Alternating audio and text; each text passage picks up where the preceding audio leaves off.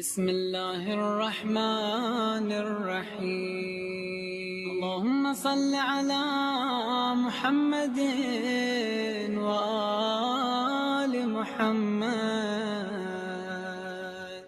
اللهم صل على محمد وآل محمد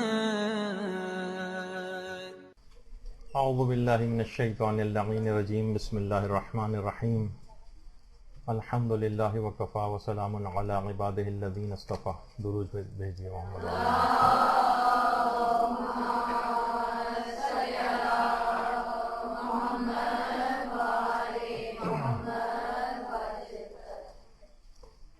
تربیت اولاد کے عملی اصول کے سلسلے کا درس نمبر 4.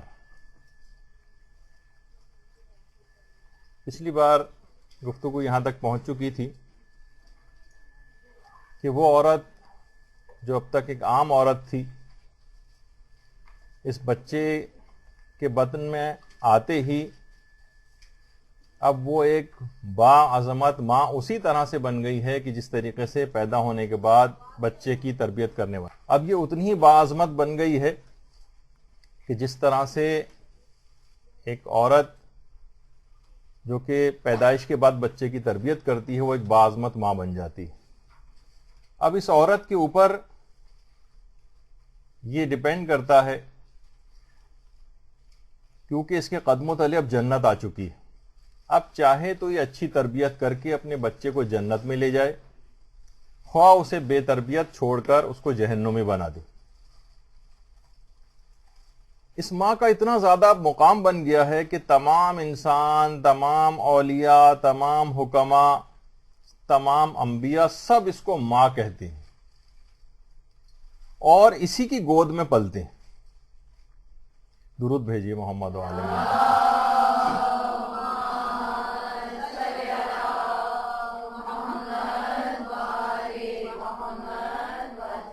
پوری دنیا کی جو انتہا ہے وہ انسان کا اپنا گھر ہوتا ہے، اور گھر کی جو انتہا ہے وہ ماں ہوتی ہے. کبھی ایسا بھی مقام آتا ہے کہ بیٹی اپنے باپ کی ماں قرار پاتی ہے. اللہم صلی علی محمد وعلی محمد.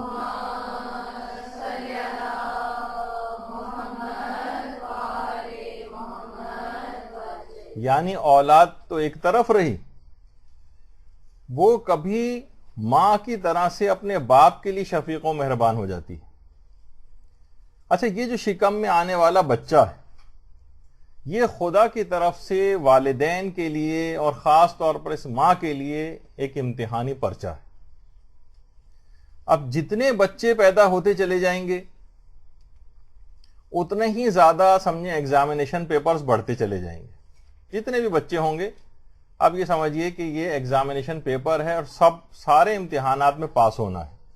صرف ان کو پیدا کر کے معاشرے کے اندر چھوڑ نہیں دینا، تربیتی امور کی تمام تر ذمہ داری انہی والدین کے کندھوں کے اوپر رہتی.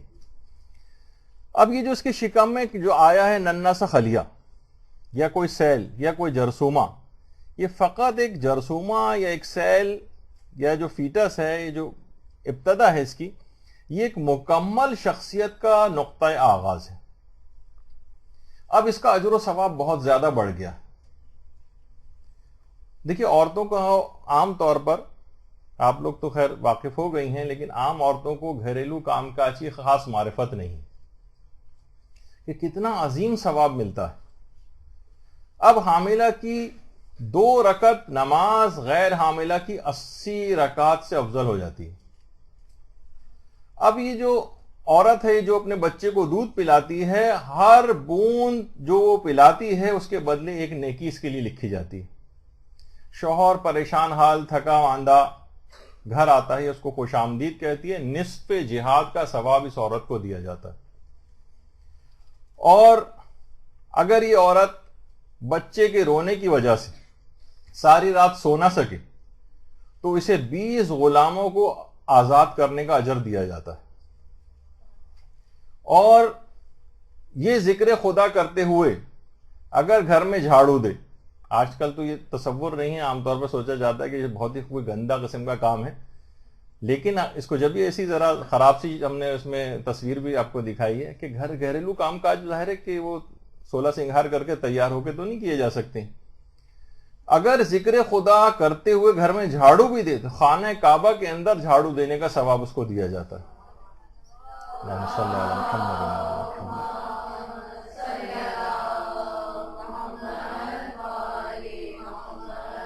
اب اگر یہ عورت اپنے بچے کی بیماری کی وجہ سے سو نہ سکے اور اسے ساری رات آرام دینے کی کوشش کرتی رہے تو اس کے تمام گناہ صبح تک معاف ہو جاتے ہیں اور 12 سال کی قبول شدہ عبادت کا ثواب اس کو دیا جاتا ہے. اور بچے کی جب اس کی پیدائش ہو جاتی ہے تو 70 سال کے نماز اور روزے کا ثواب فقط اس دن اس کو حاصل ہوتا ہے جس دن اس نے بچے کو جنم دیا ہوتا ہے. اور وضع حمل میں ہر درد جو یہ برداشت کرتی ہے، ہر ایک درد کے عوض اس کو ایک مقبول حج کا ثواب دیا جاتا ہے. اور بچہ اگر رات کو روتا رہے اور ماں روایت میں کہ اس کو بغیر برا بھلا کہے دودھ پلائے تو 1 سال کی نماز اور روزے کا ثواب اس کو عطا کیا جاتا ہے. اور جب بچے کی دودھ چھڑائی کی مدت آتی ہے تقریباً 2 سال بعد تو ایک فرشتہ خدا کی طرف سے اس کو خوشخبری سناتا ہے کہ عورت اللہ کی طرف سے آج تجھ پر جنت واجب ہو گئی. اور اگر یہ اس حالت میں بھی مر جائے کہ اس کا شوہر اس سے راضی ہو تب بھی اس عورت کے اوپر جنت واجب ہو جاتی ہے.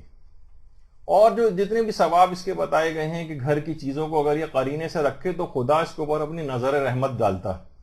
اور آپ کو پتہ ہے کہ جو خدا کا منظور نظر ہو جائے اور تو پھر وہ تمام اس کو عذابوں سے پروردگار کے نجات مل جاتی. اور اگر یہ 7 دن گھر میں کام کرے، عورتیں عام طور پر شکایت کرتی ہیں نا کہ ہمارے تو کسی دن چھٹی نہیں ہوتی، 7 کے 7 دن ہمیں کام کرنا پڑتا ہے. روایت میں ہے کہ اگر یہ 7 دن گھر کے اندر کام کرے تو جہنم کے 7 دروازے اس کے لیے بند کر دیے جاتے ہیں اور جنت کے 8 دروازے اس کے لیے کھول دیے جاتے ہیں. اور پانی کا ایک گھونٹ اگر ایک شوہر کو یہ پلا دے تو 1 سال کی مستحب عبادات کا ثواب جس میں دن میں روزے رکھے جائیں اور راتوں کو عبادت میں بسر کیا جائے اس عورت کو عطا کیا جاتا. اور شوہر کے لیے اگر ایک مثلا کھانا تیار کرتی ہے تو جنت میں خدا اس کے لیے لذیذ قسم کے کھانے تیار کرے گا اور کہے گا کہ خوب کھاؤ پیو، یہ ان زحمتوں کو بدلا ہے جو تم نے دنیا میں اٹھائی تھی، دنیاوی زندگی میں برداشت کی تھی. دیکھیے عورتیں اب کہتی ہیں ہم یہ کام کیوں کریں، ہم پر تو یہ کام واجب نہیں ہے. دیکھیے تو کتنا عظیم ثواب پروردگار عالم آپ کو عطا کرنا چاہ رہا. دیکھیے جو گھر ہے یہ آپ کی کنگڈم ہے، یہاں پر آپ کی حکمرانی چلتی ہے، اس کا اقتدار آپ کے اپنے ہاتھ میں ہوتا ہے، آپ اس گھر کی مالکہ ہیں. لیکن دیکھیے اس اقتدار کو حاصل کرنے کے لیے کچھ قربانیاں بھی دینا پڑتی ہیں. کہا جاتا ہے نا کہ تاج ایک حسین گلاب کی طرح سے ہوتا ہے کہ اس کو حاصل کرنے کے لیے کانٹوں میں ہاتھ ڈالنا پڑتا ہے. اور گھر کی اس مالکہ بننے سے پہلے، ملکہ بننے سے پہلے، رانی بننے سے پہلے کسی حد تک باندی بننا پڑتا ہے. تو دیکھیے یہ قانون قدرت ہے. وہ جو شعر ہے نا کسی کا کہ سرخرو ہوتا ہے انسان ٹھوکریں کھانے کے بعد، رنگ لاتی ہے ہنا پتھر پہ گھس جانے کے بعد. تو جیسے کہ ہم نے کتاب کے اندر بھی اس کو نقل کیا تھا کہ سرمے نے ایک دفعہ شکایت کی کہ بھائی آپ لوگ مجھے اتنا پیستے کیوں ہیں؟ دیکھیں پیس پیس کے سرما بنایا جاتا ہے. تو سرمے سے کہا گیا کہ تاکہ تم اشرف المخلوقات انسان کی آنکھوں میں جگہ پانے کے قابل ہو جاؤ، اس وجہ سے اتنا پیسا جاتا ہے. تو یہ حاملہ اس قدر جو تکالیف اٹھا رہی ہے یہ اللہ کی نگاہ میں اپنا مقام بنانا چاہتی ہے.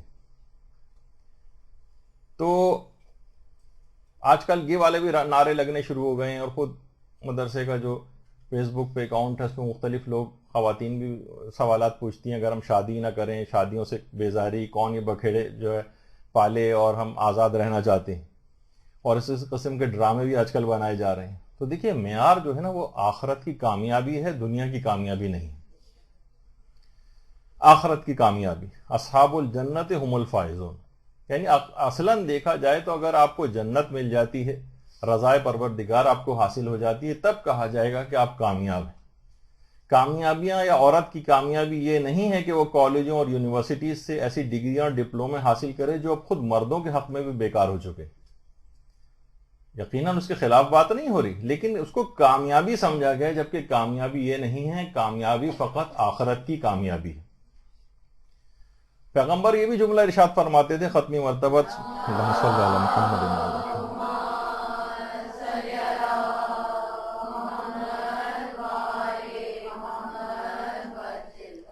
فرماتے تھے کہ عورتوں یاد رکھو تم میں سے جو نیک عورتیں ہیں وہ نیک مردوں سے پہلے جنت میں پہنچ جائیں گی۔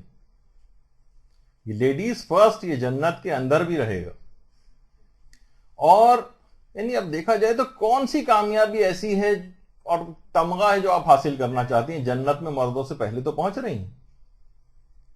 اور یہاں یہ حال ہے، گھریلو زندگیاں اس قسم کی گزر رہی ہیں جس پہ کتنے لطیفے بھی بنائے گئے ہیں کہ مثلا وہ ایک صاحب، ان کے ہونٹ بالکل کالے ہو رہے تھے، تو جب پوچھا گیا اسی کیا وجہ تھی تو کہنے لگے کہ بیوی جو ہے، لڑاکا بیوی اپنے میکے گئی ہوئی ہے، تو خوشی سے میں نے ٹرین کے انجن کو جا کر چوم لیا۔ اسی طریقے سے مثلا بہت ساری چیزیں کہ بیوی مثلا شوہر سے پوچھتی ہے کہ یہ بتائیے کہ آپ مجھے خواب میں دیکھتے ہیں؟ شوہر نے کہا بیگم میں روزانہ آیت الکرسی پڑھ کے سوتا ہوں۔ تو یہ سب لطیفے اس وجہ سے بنائے گئے، گھریلو زندگیاں بہت خراب ہیں اور ایک کہیں سے بھی کوئی خوشگواریت کا کوئی تاثر نہیں ہوتا، اسی کی وجہ سے لطیفے بھی بنائے جاتے ہیں۔ تو اب اس کو دیکھنا چاہیے کہ اب اس کے پیروں تلے جنت آ گئی ہے، اب یہ عام عورتوں کی طرح سے نہیں ہے، اب اسے کچھ ایسے اقدامات کرنے پڑیں گے۔ دیکھیے حاملہ کو جیسے اس سے پہلے گفتگو میں بتایا تھا کہ دن میں اسے روزہ رکھنے کا ثواب ملتا ہے اور رات میں اس کو عبادت کرنے کا ثواب ملتا ہے، مجاہدہ کا ثواب اس کو عطا کیا جاتا ہے، اور کہا جاتا ہے کہ جو نیک سیرت حاملہ عورت ہے وہ 70 اولیاء سے زیادہ اس کو بہتر قرار دیا گیا ہے۔ اچھا اب آ جائیے، دیکھیے ہر حاملہ کے لیے ہر ماہ کے اعتبار سے کرنے والے کچھ اعمال ہیں، ہر ماہ کے اعتبار سے کرنے والے، اس کی ایک لسٹ عورتوں کے پاس ہونی چاہیے، ایک چارٹ کی صورت میں ہونا چاہیے۔ تو اس میں جو سب سے پہلے ماہ کرنے والے جو اعمال ہیں، اچھا دیکھیے اس میں ابھی آگے چل کر اس کی تفصیل آئے گی۔ سب سے پہلے ہم پہلے مہینے سے آغاز کرتے ہیں۔ پہلے مہینے ہر روز طلوع آفتاب سے پہلے 2 کھجوریں سورہ قدر پڑھ کر کھائے۔ دیکھیے ان چیزوں کا ابھی میرے پاس اتنا وقت بھی نہیں ہے، ورنہ کھجوروں کے بھی سارے اثرات جو ہے وہ بیان کیے جا سکتے تھے اس موقع پر، لیکن وہ آپ خود تلاش کریں، یا روحانی جو غذاؤں کے جو روحانی اثرات کے موضوع پر جو لیکچر تھا اس سے بھی استفادہ کریں، اس کے اندر یہ چیزیں بتائی گئی تھی کہ روزانہ طلوع آفتاب سے پہلے 2 کھجوریں سورہ قدر پڑھ کر کھانی، اور پھر جو چاہے اس کے بعد وہ ناشتہ کرے۔ اچھا اس پہلے مہینے میں جتنے بھی نمبر 2 جتنے بھی جمعرات آئیں اس میں سورہ یاسین، اور جتنے بھی جمعے آئیں اس میں سورہ صافات پڑھ کر اپنے شکم پر پھونک مارے۔ جتنے بھی جمعرات آئیں اس میں سورہ یاسین، اور جتنے بھی جمعے آئیں اس مہینے اس میں سورہ صافات پڑھے اور اپنے شکم پر پھونک مارے۔ اور جمعے کے دن نماز فجر کے بعد ایک مکمل انار کھائے، ہرگز بھی ساس نندوں وغیرہ کو شیئر نہ کرائے، اس میں سے مکمل خود کھانا ہے۔ یہ 3 اعمال خاص طور پر اس پہلے مہینے انجام دینے، حمل کے دوسرے ماہ کرنے والے کام یا اعمال۔ ہر روز طلوع آفتاب سے پہلے 2 انگوروں پر سورہ توحید پڑھ کر کھائے۔ ان سب کے بڑے اثرات ہیں، بہترین اثرات ہیں۔ ہر روز طلوع آفتاب کے بعد 2 انگوروں پر سورہ توحید پڑھ کر کھائے، پھر جو چاہے ناشتہ کرے۔ اس کے بعد اس ماہ جتنے بھی جمعرات اور جمعہ آئیں اس میں سورہ ملک کی تلاوت کرے۔ یہ دوسرے مہینے کے جتنے بھی جمعرات اور جمعے آئیں اس میں سورہ ملک کی تلاوت کرے، اور ہر جمعرات اور ہر جمعے کو 140 مرتبہ درود ما اجل واجل فرجہم، اللہم صلی علی محمد وآل محمد واجل فرجہم۔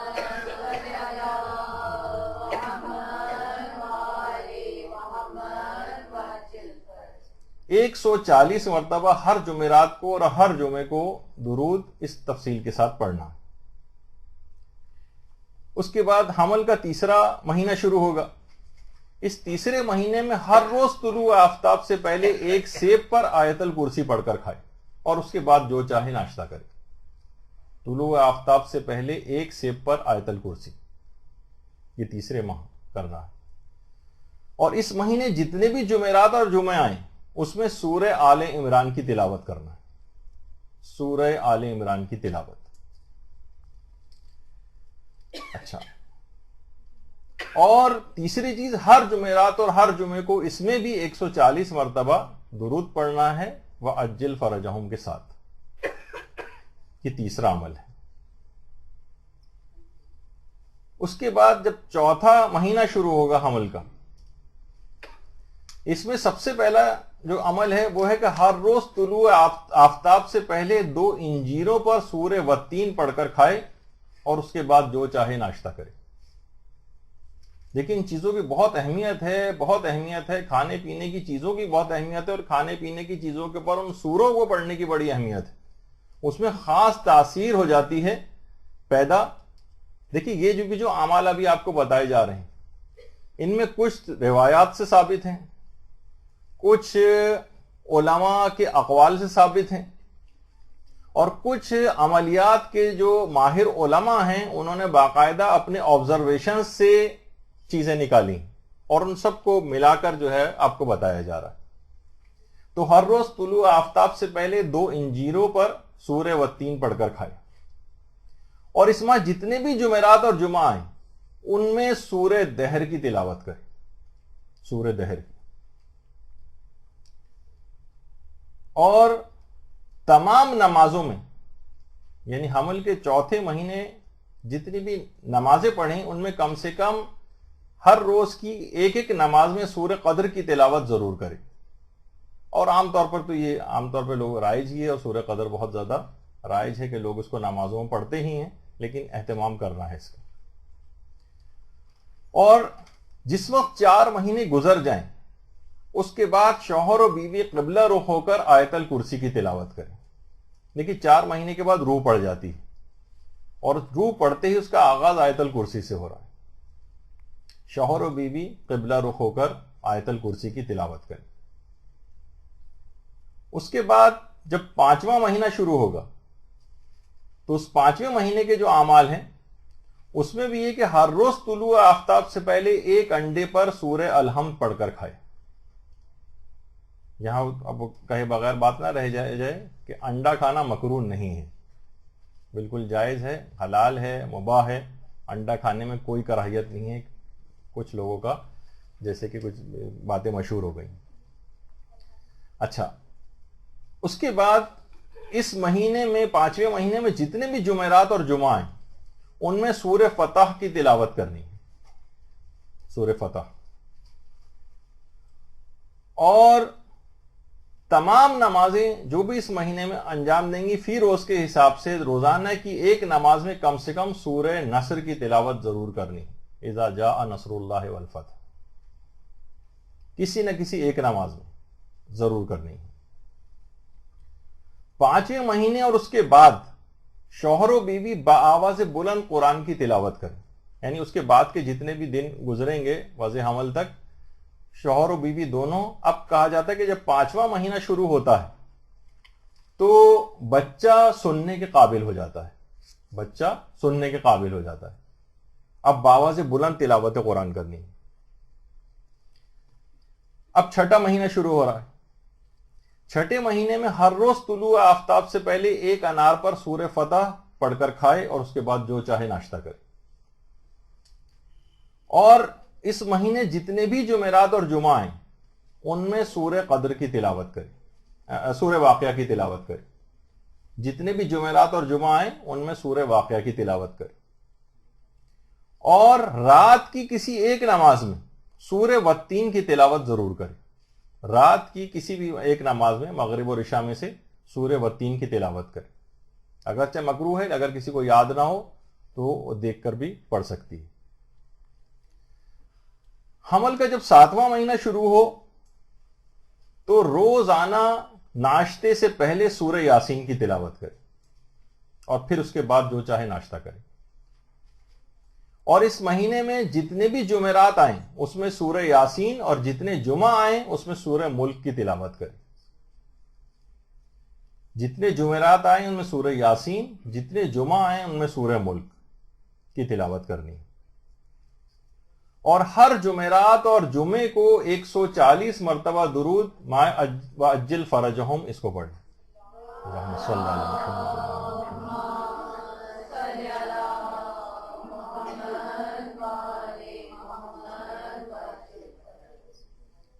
یہ 7ویں مہینے کے اعمال ہیں.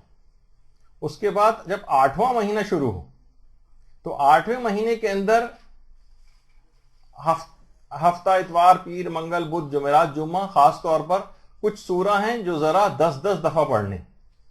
اچھا ظاہر ہے کہ بہت ہی زیادہ تھوڑی سی محنت ہے اس کے اندر بعض اوقات، کیونکہ دیکھیے ہفتے کو نماز فجر کے بعد 10 مرتبہ سورہ قدر پڑھنی ہے، اور اتوار کو نماز فجر کے بعد 10 مرتبہ سورہ والتین پڑھنی ہے، پیر کو نماز فجر کے بعد 10 مرتبہ سورہ یاسین پڑھنی ہے، منگل کو نماز فجر کے بعد 10 مرتبہ سورہ فرقان پڑھنی ہے، بدھ کو نماز فجر کے بعد 10 مرتبہ سورہ دہر پڑھنی ہے، اور ہر جمعرات کو نماز فجر کے بعد 10 مرتبہ سورہ محمد پڑھنی ہے، اور ہر جمعے کو نماز فجر کے بعد 10 مرتبہ سورہ صافات پڑھنی.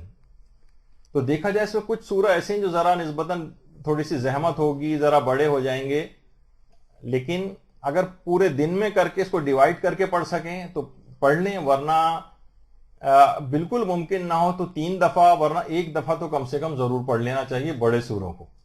جو چھوٹے سورے ہیں وہ تو 10 پڑھنے میں اتنا وہ نہیں ہے، لیکن اگر واقعتاً عورت بہت انٹرسٹڈ ہے کہ میرے بچے کے اوپر بہت بہترین اس کے اثرات مرتب ہو، نیک اور صالح ہو، سارے فوائد اس کو جو ہے حاصل ہوں، تو وہ اس طریقہ کار کو اگر پورا کر لے تو بہت ہی زیادہ فائدہ اس کو حاصل ہوگا. یہ 8ویں مہینے کرنے کے اعمال ہیں. اس کے بعد حمل کا جب 9واں مہینہ آئے تو اس میں روزانہ طلوع آفتاب سے پہلے دودھ اور کھجور پر سورہ دہر پڑھ کر کھائے، اور پھر اس کے بعد جو چاہے ناشتہ کرے. دودھ اور کھجور پر سورہ دہر. اور اس ماہ جتنے جمعرات آئیں اس میں سورہ حج، اور جتنے جمعے آئیں ان میں سورہ فاطر کی تلاوت کرے. سورہ فاطر کی. اس کے بعد اسی مہینے میں ہر نماز ظہر اور عصر کے درمیان سورہ والعصر اور سورہ والذاریات کی تلاوت کرے. ظہر اور عصر کے درمیان سورہ والعصر اور سورہ والذاریات. یہ 9ویں مہینے کرنے کے اعمال ہیں. اچھا 9ویں مہینے میں علماء کی طرف سے تاکید ہے کہ آئینہ عورت کم دیکھے. آپ پوچھیں گے آئینہ کم کیوں دیکھے؟ تو میں ذاتی طور پہ کہوں گا اس وجہ سے کہ بچے پہ اچھا اثر پڑے. تو بہرحال خیر یہ تو مذاق کی بات ہو گئی، لیکن بہرحال یہ کہ آئینہ کم دیکھے. شاید اس کا ایک کنایہ یہ بھی ہو کہ اب بچے کی طرف توجہات کو مرکوز رکھے، اپنی آرائش و بناؤ سنگھاری کے اندر فقط نہ رہے، سارا وقت پتہ چلا اس کے اندر کھایا جا رہا ہے. بچوں کو زیادہ ضرورت ہے. اچھا شوہر امام زمانہ علیہ السلام کی سلامتی کے لیے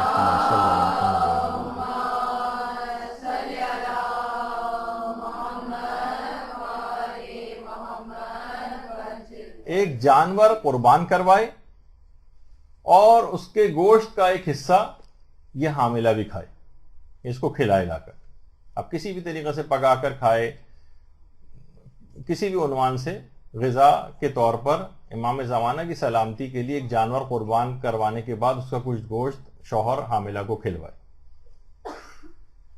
اچھا آخری 3 مہینے میں حاملہ کھجور اور بہی ضرور کھائے، تاکہ وہ جو پیغمبر کی بھی روایت تھی کہ خوش اخلاق ہوگا بچہ اور بردبار ہوگا، مستدرک الوسائل کی جو ایک روایت تھی. کھجور اور بہی یہ آخری 3 ماہ کے اندر علی الخصوص، ویسے تو پورے دوران حمل کھائے لیکن خاص طور پر آخری 3 مہینے میں. اور عمومی طور پر حاملہ اپنی غذا میں شہد کی مناسب مقدار رکھے، بہت زیادہ نہیں، بالکل مناسب مقدار، مثلا روزانہ 1 چمچی یا اس طرح سے شہد کھائے. اور یہ آخری مہینے کی بات نہیں ہو رہی، پورے دوران حمل اس سلسلے کو جاری رکھ سکتی. اور علماء فرماتے ہیں اگر نقصان نہ ہو تو ہفتے میں 1 مرتبہ سرکہ ضرور کھائے، اگر کوئی نقصان نہ ہو. یعنی کوئی ایسی منع نہ کیا گیا ہو، کوئی اور ایسی وجہ نہ ہو، تو سرکہ جو ہے وہ ضرور کھائے۔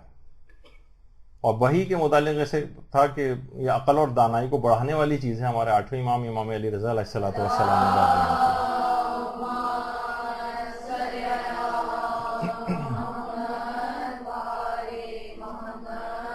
اور وحی کی خصوصیت یہ بھی ہے کہ یہ بینائی کو بھی تیز کرنے والی چیز ہے۔ اچھا، جو بھی غذائیں حاملہ کھائے کوشش کرے کہ وہ کم حجم ہو، والیوم میں ذرا کم ہو، لیکن غذائیت میں زیادہ ہو۔ عام طور پر یہ ہوتا ہے کہ وہ بہت کوانٹٹی کے اندر بہت زیادہ چیزیں لے لیتی ہے، جبکہ ان کی غذائیت اتنی نہیں ہوتی۔ جیسے کہ دیکھیے دودھ ہے، اس کو اپنی غذا میں رکھنا چاہیے، پیغمبر فرماتے ہیں کہ انبیاء کی غذا ہے دودھ۔ پھر کیلشیم کی جو کمی وغیرہ ہو رہی ہوتی ہے کہ نارمل جو آپ کی دیکھیے کیوں کیلشیم کے آج کل سپلیمنٹس لینے پڑ رہے ہیں، ایک تو ویسے ہی ڈائٹ میں ہمارے تقریباً دودھ نہ ہونے کے برابر ہو گیا ہے۔ روزانہ جو ڈائٹری انٹیک اس کی تقریباً 10 گلاس دودھ اگر پیا جائے تو اتنا کیلشیم آپ کے جسم میں آتا ہے جتنی ضرورت ہوتی۔ تو ظاہر 10 گلاس عام طور پہ تو کوئی پی نہیں سکتا ہے، نہ اس کی عادت رہی ہے، تو پھر وہ آپ کو سپلیمنٹس لینے پڑتے ہیں کیلشیم کے تاکہ کمی وغیرہ نہ ہو۔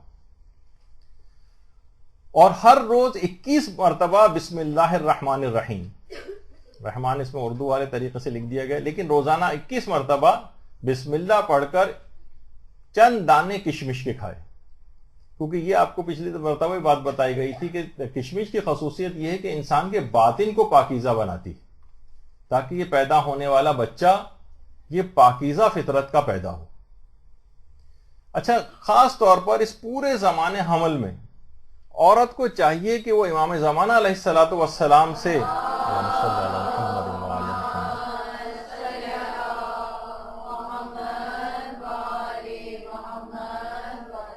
خصوصی ارتباط رکھے تاکہ یہ خود بھی اور اس کا بچہ یہ امام زمانہ کی سپاہی بن سکیں، امام زمانہ کی خدمت گزار بن سکیں، اور اس کو امام زمانہ کی طرف خود کو متوجہ رکھنے کے لیے اور امام زمانہ کو اپنی طرف متوجہ کرنے کے لیے کچھ اعمال ہیں، جس میں سے ایک ہے، سب سے پہلا ہے دعائے عہد۔ دعائے عہد یہ ویسے بھی اس کا ایک ایک جو کلمہ ہے اس کو پڑھنے سے یا ایک ایک حرف کو پڑھنے سے ہزار نیکیاں نامہ اعمال میں لکھی جاتی ہیں، اور 1000 گناہ محو ہوتے ہیں فی حرف، یا بہت سی جگہوں پہ ایک کلمہ۔ تو اتنی زیادہ یہ دعا عہد کی جو ہے وہ تاکید ہے، تو اس میں عہد کیا جا رہا ہے، اور امام کچھ خاص اس کے باقاعدہ آپ ترجمے کے ساتھ اگر اس کو آپ پڑھیں گے تو آپ کو خود اندازہ ہوگا کہ اس میں آپ کو امام زمانہ سے کیا عہد آپ کر رہے ہیں۔ اس کے بعد الہی عظم البلاء و برح الخفاء والی جو دعا، یہ والی دعا خاص طور پر یعنی جتنی بھی یہ دعائیں اور زیارتیں امام زمانہ سے مربوط جو ہیں، جو منسلک ہیں، یہ پڑھتی جائیں گی، اتنی ہی امام زمانہ کی توجہ بھی اس کی طرف بڑھتی چلی جائے گی، اس کے اور اس کے بچے کی طرف۔ اسی طریقے سے کوشش کرے کہ ہر نماز کے قنوت میں اگر اللہم کن لولیک الحجت والی جو دعا ہے، ہر نماز کے قنوت میں ویسے ہی اس کو پڑھا کرے تو اس کا ارتباط امام زمانہ سے بڑھتا چلا جائے گا۔ اسی طریقے سے دعائے ندبہ بھی اگر پڑھ سکے تو دعائے ندبہ پڑھے، اور خاص طور پر اپنی ذمہ داریوں کے حوالے سے کچھ دروس ایسے ہیں کہ جو امام زمانہ علیہ الصلوۃ والسلام کے لیے اللہم صلی علی محمد و علی محمد،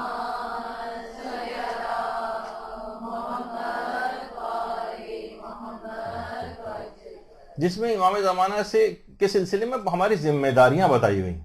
ایک تو فضائل وغیرہ ہوتے ہیں، وہ تو ہر شخص کے کچھ نہ کچھ علم میں بھی ہوتے ہیں، لیکن آپ کو کرنا کیا ہے؟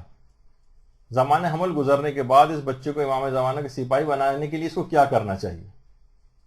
تو یہ تمام چیزیں ایسی ہیں کہ جو اس کا ارتباط امام سے بڑھائیں گی، اور جب یہ امام کے لیے چیز پڑھے گی، امام کو روزانہ سلام کرے گی، امام سے روزانہ عہد کرے گی، امام کے لیے روزانہ ندبہ کرے گی، روئے گی، اپنی ذمہ داریوں کا تعین کرے گی، تو خود بخود امام زمانہ علیہ السلام کی توجہ اس کی اور اس کے بچے کی طرف ہوتی چلی جائے گی، اور اس کے بعد دونوں کا سعادت مند ہونا کوئی مشکل کی بات نہیں۔ اس کے بعد دنیا اور آخرت میں اس بچے کو کامیاب بھی کروانا ہے، تو وہ عمل جو کہ پچھلے جو طالبات تھیں ان کو ہم نے بتایا تھا کہ جو امام خمینی کی کامیابی والا عمل تھا، شیخ حسن علی نخودی کی اصفہانی والا، اس کا میں ابھی موقع نہیں ہے، بس جلدی سے اس کو پڑھتے ہوئے گزر جاتے ہیں کہ جو انہوں نے بتایا تھا کہ دنیا و آخرت کی ہر کامیابی تم کو حاصل ہو جائے گی اگر تم نے امام خمینی سے ان کے استاد نے فرمایا تھا اگر تم نے یہ کام کیا، اور امام خمینی نے کرنا شروع کیا اور عظیم کامیابیاں حاصل کی۔ ہر واجب نماز کے بعد آیت الکرسی وہو العلی العظیم تک پڑھنی ہے۔ ہر نماز کے بعد تسبیح حضرت زہرا سلام اللہ علیہا پڑھنی ہے۔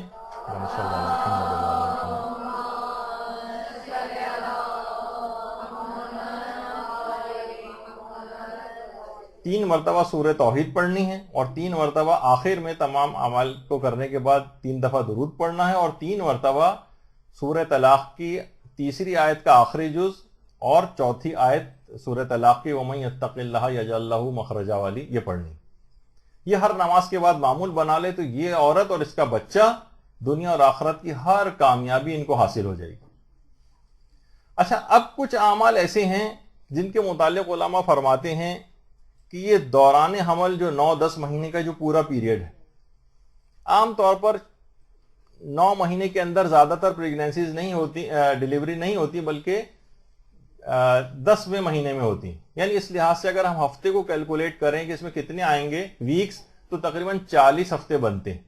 تو کچھ اعمال ایسے ہیں کہ جو 40 کا عدد جس میں مکمل ہونا چاہیے، خود 40 کے عدد کے اندر جو 40 ہے، اس کے عدد کے اندر اتنی برکت ہے کہ جس کا موقع نہیں۔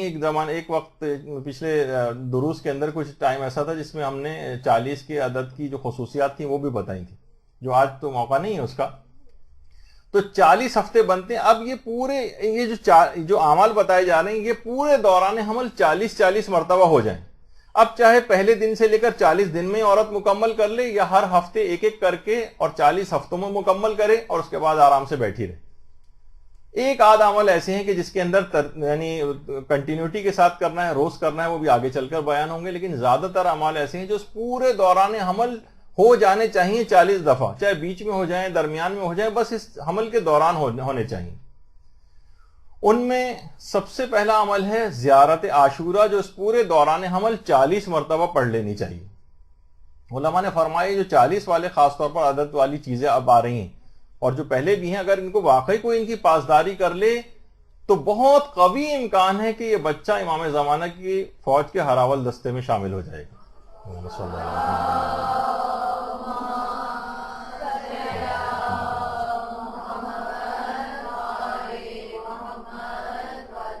زیارت عاشورہ 40 دفعہ، اب چاہے تو ہر ہفتے ایک ایک کر کے 40 ہفتوں میں پورا کر لے۔ اور یہ جو زیارت عاشورہ ہے یہ 100 لعن اور 100 سلام والی، کیونکہ ایک ہفتے میں سمجھے ایک دفعہ پڑھنی ہے اس کو، تو 100 لعن اور 100 سلام کے ساتھ۔ اچھا دیکھیے، یہ جو زیارت عاشورہ یہ ہمارے 5ویں امام محمد باقر علیہ الصلوۃ والسلام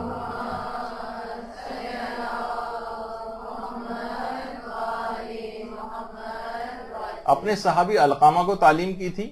باقاعدہ کامل الزیارات کے اندر ابن قولویہ نے اس کو نقل کیا ہے، بہار کی 101ویں جلد کے اندر بھی۔ اور اس کے اتنے زیادہ فائدے ہیں جو اس بچے کو بھی حاصل ہوں گے اور اس حاملہ کو بھی۔ آیت اللہ شبیری زنجانی ماشاءاللہ سے حیات ہیں، قوم کے مراجع میں سے ایک ہیں۔ آیت اللہ شبیری زنجانی فرماتے ہیں کہ ایک عالم تھے سید محمد بجنوردی، ان کے بیٹے ایک آنکھ سے نابینا ہو گئے۔ کہہ رہے ہیں ایران کے اندر بھی بہت علاج کروایا ان کا، ایران سے باہر بھی لے کر گئے، بہت علاج کروایا، سارے ڈاکٹروں نے منع کر دیا، یہاں تک کہ دوسری آنکھ بھی ان کی بالکل ضائع ہو گئی۔ تو ان کے ایک عالم رشتہ دار نے خواب میں امام حسین علیہ الصلوۃ والسلام کی زیارت کی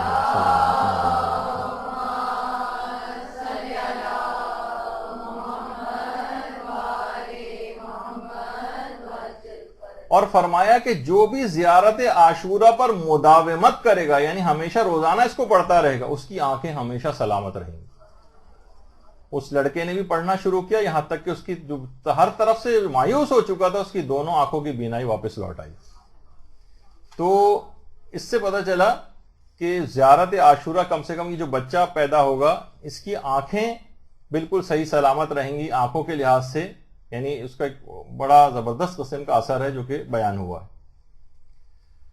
اچھا، آیت اللہ بہجت ایک زیارت عاشورہ کے لیے ایک بات اور کہتے تھے کہ یہ زیارت عاشورہ حدیث قدسی کی ہے، یہ حدیث قدسی ہے یا حدیث قدسی کی طرح ہیں. بہت مجرب ہے زیارت عاشورہ. اور عرفا میں سے جو شیخ رجب علی خیاط گزرے وہ فرماتے تھے کہ میں مرتے دم تک زیارت عاشورہ کو ترک نہیں کروں گا، نہیں چھوڑوں گا، کیونکہ مجھے عالم معنی یا عالم روحانیت سے اس بات کی وصیت کی گئی ہے کہ ہمیشہ زیارت عاشورہ پڑھتے رہو. عالم روحانیت سے باقاعدہ شیخ رجب علی خیاط کو وصیت کی گئی کہ ہمیشہ زیارت عاشورہ پڑھنا. اور باقاعدہ وہ جو امام کی ملاقات میں سید رشتی کا واقعہ بہت زیادہ مشہور ہے، اس میں امام زمانہ علیہ السلام نے 3 دفعہ فرمایا تھا اللہم صلی علی محمد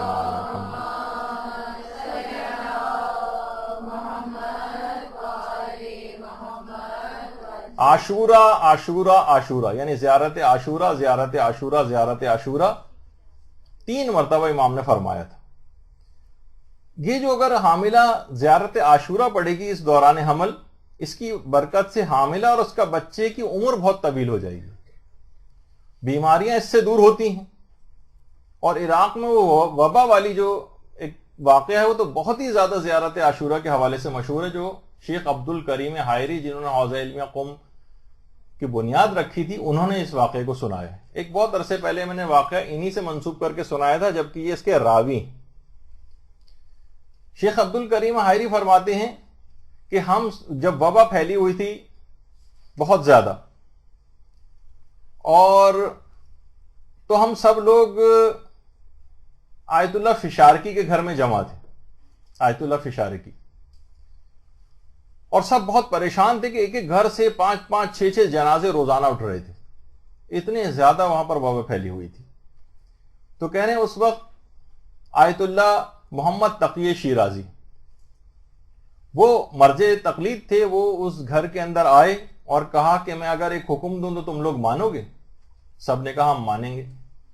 کہا کہ اگر تم سب لوگ 40 دنوں تک زیارت عاشورہ پڑھو تو اس مصیبت، یہ والی مصیبت دور ہو جائے گی، اور اس کا ثواب اگر تم امام زمانے کی والدہ نرجس خاتون کو ہدیہ کرو.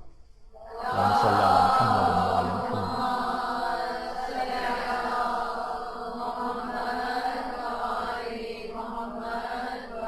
اب مساجد کے اندر، گھروں کے اندر، ہر جگہ زیارت عاشورہ پڑھنا شروع ہوئے. فوراً ہی شیعہ گھرانوں سے تمام اموات ہونا بند ہو گئی.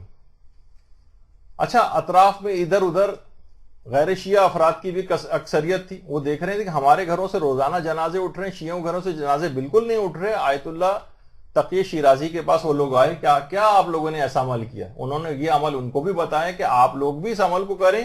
انہوں نے جب کرنا شروع کر دیا تو پورے علاقے سے وہ وبا ختم ہو گئی. اللہم صلی علی محمد.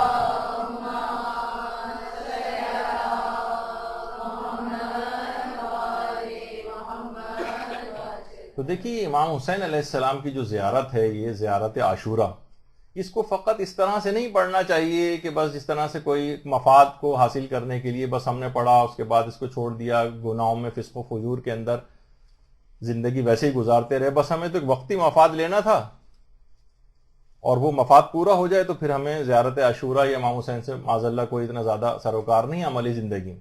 جب بھی باقاعدہ اس قسم کے نعرے اور بینر لوگوں نے بنائے ہیں کہ اگر کوئی شخص گناہ کرتا ہے اس کے معنی یہ ہے کہ خدا حافظ امام حسین. عام طور پہ لوگ کہتے ہیں نا کہ بھائی امام حسین کو خدا حافظ ہم کہہ رہے ہوتے ہیں، سوگ بڑھا رہے ہوتے ہیں. اب اس کے بعد ہر قسم کے گناہ اور گانے اور موسیقی اور فلمیں جو ہیں اس رات کو چلنا شروع ہو جاتی ہیں. تو گناہ کے معنی یہی ہیں کہ آپ امام حسین کو خدا حافظ کہہ رہے ہیں. تو زیارت عاشورہ یا کچھ، اب اس کو یہ نہیں کہ صرف وقتی فائدہ لینا ہے، بلکہ نہیں، اس کو اب مسلسل گناہوں سے اپنے آپ کو بچانا ہے تاکہ وہ برکت جو زیارت عاشورہ سے حاصل ہوئی ہے وہ مسلسل چلتی رہے. دوسرا عمل جو 40 جس کا میں عدد پورا ہو جانا چاہیے وہ یہ ہے سورہ یاسین. 40 مرتبہ پورے دوران حمل سورہ یاسین کو 40 اناروں پر پڑھ کر کھائے. یعنی فی ہفتہ سمجھے 1 انار کے اوپر سورہ یاسین پڑھے اور اس پورے انار کو کھا جائے.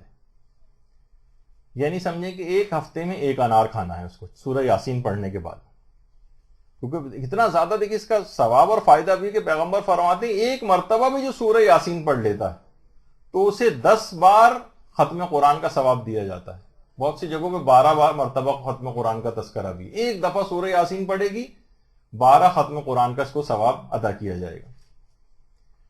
اور ہمارے پانچویں امام محمد باقر علیہ الصلوۃ والسلام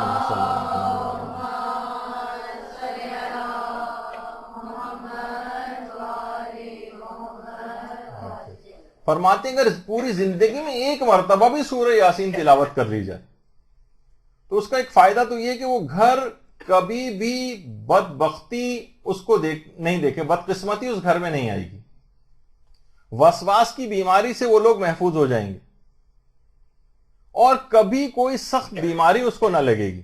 یعنی اگر یہ حاملہ سورہ یاسین پڑھتی رہے گی تو کسی بھی سخت اور بڑی بیماری سے یہ اور اس کا بچہ محفوظ ہو جائیں گے. پیغمبر ایک اور فائدہ بھی بتایا ہے کہ اگر کوئی کمارہ اس سورہ یاسین کو اس نیت سے پڑھے گا تو وہ شادی شدہ ہو جائے گا. اب یہ حاملہ اگر اس کو پڑھ رہی ہے تو کم سے کم اس کا لڑکا یا لڑکی جو بھی پیدا ہونے والے ہیں وہ کم سے کم شادی کا مسئلہ وہ دوران حمل ہی ان کا طے کر دے گی. اتنی زیادہ اس کی برکت ہوگی کہ یہ جو اس نے اگر اس 40 مرتبہ سورہ یاسین اس انداز سے پڑھی تو لڑکا ہو یا لڑکی جو پیدا ہوگا اس کا شادی کا مسئلہ دوران حمل ہی طے پا جائے گا. اور یہ بچہ نظر بد لگنے سے بھی محفوظ رہے گا.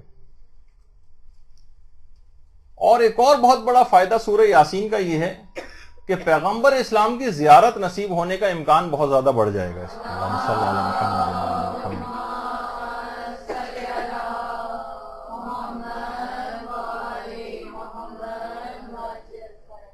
اور اس سورہ کو خاص طور پر حمل میں پڑھنے کی تاکید اس وجہ سے بھی بہت زیادہ ہے کہ ایک تو اس سورے کا جو ایک اور نام ہے وہ ہے سورہ دافعہ. سورہ دافعہ یہ ہر قسم کے مصیبتوں، بلاؤں، پریشانیوں کو دفع کرنے والا سورہ ہے. اس کا نام ہی ہے دافعہ. اور یہ جو سورہ ہے یہ حاملہ کی جو زندگی ہے اور اس کے بچے کی جو زندگی ہے اس میں ہر قسم کی شر اور برائی کو بالکل دور کر دے گی اگر اس نے سورہ یاسین کو 40 مرتبہ اس پورے حمل کے عرصے میں پڑھ لیا. اس سورے کا ایک اور نام سورہ معممہ بھی ہے. معممہ یعنی عموم سے مشتق، یعنی یہ اپنے پڑھنے والے قاری کے لیے دنیا اور آخرت کی ہر خیر کو اپنے اندر جمع کر لیتی ہے عمومی طور پر. سورہ یاسین کی اتنی زیادہ تاکید اسی وجہ سے آئی ہے اور خاص طور پر زمان حمل میں پڑھنے کی کہ دنیا اور آخرت کی ہر خیر اس حاملہ اور اس کے بچے کے لیے جمع ہو جائے گی اگر اس نے 40 مرتبہ اس کو پڑھ لیا. اسی وجہ سے اس کو قلب قرآن بھی کہا جاتا ہے، قرآن کا دل. اچھا، قرآن کا دل سورہ یاسین ہے، اور جو سورہ یاسین کا جو دل ہے وہ اس کی 59 نمبر والی آیت سلام قولا من رب الرحیم، یہ اس کو سورہ یاسین کا دل کہا جاتا ہے. اس کی الگ ایک تفسیر ہے، یہ کبھی آپ تفاسیر کے اندر پڑھیں اور اس کے الگ فضائل ہیں اس کے. تو سورہ یاسین جو قلب قرآن ہے اس کو پڑھنے کا فائدہ یہ ہوگا کہ یہ حاملہ اور اس کا بچہ، اس کے جو ظاہری قلب اور ان کا جو باطنی قلب ہے یہ بالکل پاک اور پاکیزہ رہے گا. ظاہری قلب بھی اور باطنی قلب بھی. اور آیت اللہ مرشی نجفی کو باقاعدہ امام زمانہ علیہ الصلوۃ والسلام نے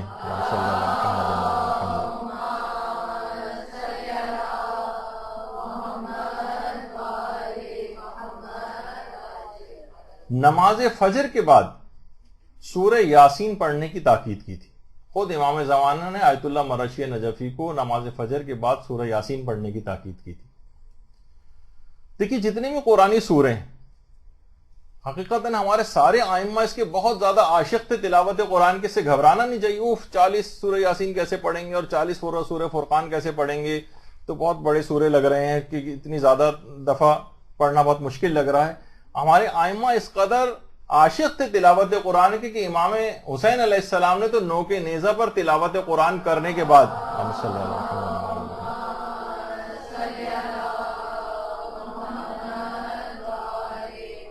قرآن سے اپنے شغف، اپنی محبت اور اپنے عشق کا اظہار کیا تھا. صرف اپنی ظاہری زندگی میں نہیں بلکہ شہادت کے بعد بھی نوک نیزہ پر بلند ہو کر.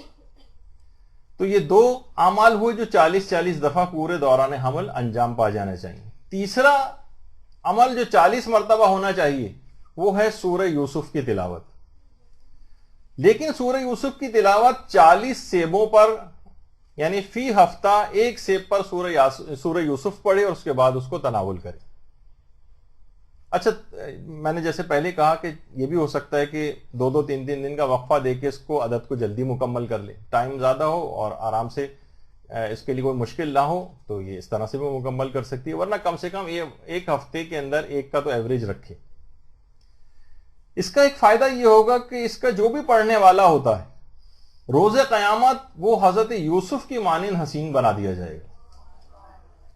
اب یہ اس کو پڑھنے والی جو حاملہ ہے اور اس کا جو بچہ ہے کہ میدان قیامت میں ان کا حسن بے پناہ ہو جائے گا, ایک فائدہ یہ ہوگا.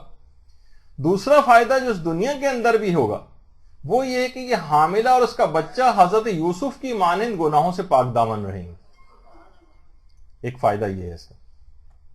اور خاص طور پر شوہر و بیوی میں اگر لڑائی جھگڑا اگر بہت زیادہ ہوتا ہو اور اس کو رفع کرنا مقصود ہو تو یہ دونوں شوہر اور بیوی ظاہر ریئلائز تو کرتے ہیں کہ بار بار لڑائی جھگڑا ہو رہا ہے, یہ دونوں اپنے پاس سورہ یوسف کو لکھ کر اپنے جسم کے ساتھ رکھیں, سورہ یوسف کو, تو انشاءاللہ ان کے درمیان جو لڑائی جھگڑا ہے وہ دور ہو جائے گا.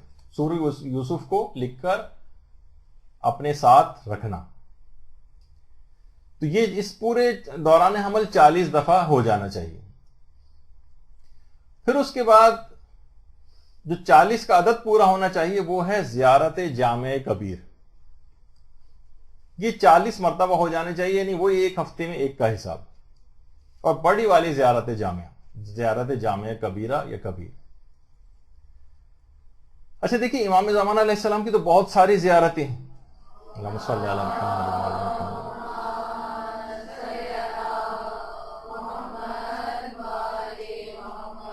اب علماء نے ایک سوال اٹھایا کہ ان تمام زیارتوں میں سے سب سے زیادہ پسندیدہ امام کو اپنی کون سی زیارت ہے؟ خود جو امام زمانہ کو سب سے زیادہ پسند ہے وہ یہی زیارت جامع کبیرہ.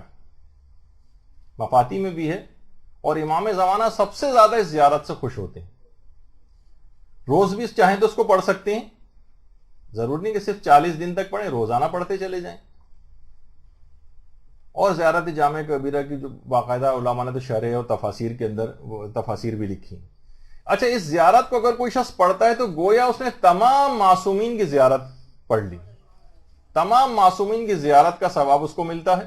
شاید اس وجہ سے بھی امام زمانہ سب سے زیادہ اسی زیارت سے خوش ہوتے ہیں, کیونکہ اس میں سارے, صرف ان کی بات نہیں ہوتی, سارے معصومین کی زیارت اس زیارت کے نتیجے میں ہو جاتی. علامہ مجلسی نے باقاعدہ ایک سچے خواب میں امام رضا علیہ الصلوۃ والسلام کی زیارت کی تھی,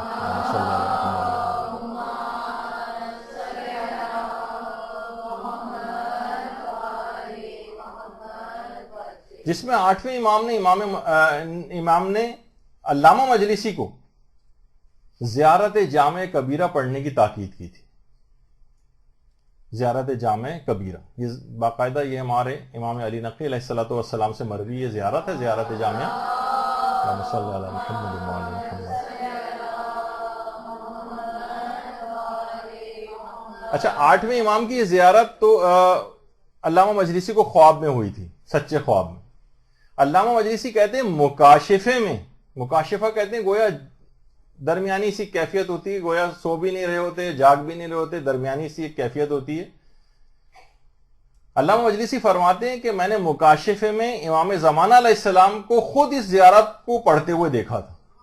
اللہم صلی علی محمد وعلی محمد.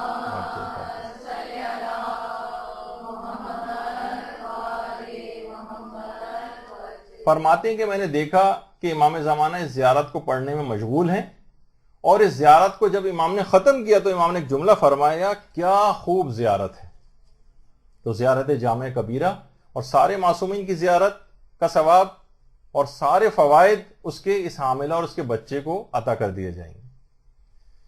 اچھا پھر یہ جو اب اگلا عمل بتا رہا ہوں یہ بھی ویسے تو 40 کا عدد کم سے کم مکمل ہونا چاہیے, لیکن اگر یہ روزانہ ہو جائے نماز شب, لیکن پورے زمانے حمل میں 40 نماز شب تو لازمی اس کو پڑھنا. ویسے تو کوشش کرے کہ روزانہ ہی یہ پڑھے, لیکن کم سے کم 40 دفعہ. دیکھیے پیغمبر اسلام کو مقام محمود کس بنا پر عطا ہوا تھا؟ قرآن کی آیت بھی ہے کہ وَمِنَ اللَّيْلِ فَتَحَجَّدْ بِهِ نَافِلَةً لَكَ عَسَىٰ أَن يَبْعَثَكَ رَبُّكَ مَقَامًا مَحْمُودًا. اس کے اندر وجہ بتائی گئی ہے کہ پیغمبر کو کہ آپ جو ہے نافلہ پڑھیں، رات کو اٹھ کر نماز تہجد پڑھیں، نماز شب پڑھیں، شاید اس بنا پر پروردگار آپ کو مقام محمود پر فائز کر دے. تو علماء فرماتے ہیں اگر یہ روزانہ نماز شب یہ عورت اگر پڑھنے لگے گی تو امید ہے کہ یہ ماں اور بچہ بڑے مقامات کے اوپر فائز ہو جائیں گے. اور دیکھیے بہت بڑا فائدہ نماز شب کا یہ بھی ہے کہ اس سے نفس جو ہے آپ کا پائمال ہوتا ہے. نفس آسان نہیں ہوتا نفس کو اٹھا کر عبادت کی طرف راغب کرنا. سردیوں کی راتیں ہو رہی ہیں، انسان تھکا ہوا لیٹتا ہے، نیند کی لذت کو چھوڑتا ہے، تو اٹھ کر نماز سے شب پڑھنے کے معنی یہ ہیں کہ اپنے نفس کو پائمال کر رہا ہے.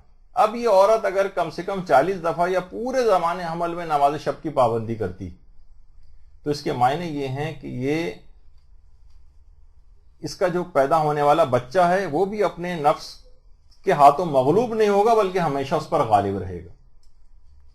اور دیکھیے اگرچہ ظاہر مشکل تو ہوتی ہے، ابتداً مشکل ہوتی ہے، روزانہ اٹھ رہی ہے، نماز شب پڑھ رہی ہے، خود اس کی طبیعت بھی ٹھیک نہیں ہو رہی ہے، مثلا اسی میں اٹھ کے نماز شب پڑھ رہی ہے، لیکن وہ ان تمام مشکلات کو بھی یاد کرے کہ مثلا یاد کرے کہ امیر المومنین نے لیلۃ الحریر اس تک کے اندر اللہم صلی علی محمد و علی محمد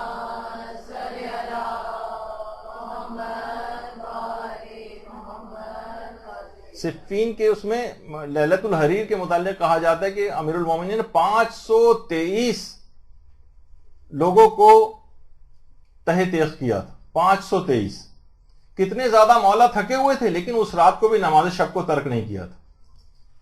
اور اس کے بعد بھی امیر المومنین کی جو پوری زندگی تھی کس طریقے سے رات کو اٹھ کر اکثر دفعہ جو ہے مسجد کوفہ میں جا کر نماز شب کے لیے جایا کرتے تھے، دیواروں کو پکڑ پکڑ کے جایا کرتے تھے. اسی رات کی یعنی سختی ہو رہی ہے، پریشانی ہو رہی ہے، لیکن ائمہ کی سیرت رہی. امام حسین علیہ السلام نے زیارت عاشور نے باقاعدہ شب عاشور حضرت زینب سلام اللہ علیہ کو وصیت کی تھی اللہم صلی علی محمد و علی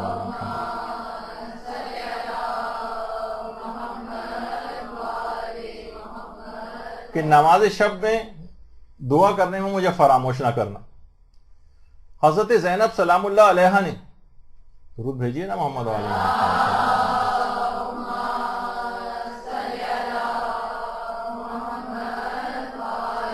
قید و بند کی کتنی صعوبتوں میں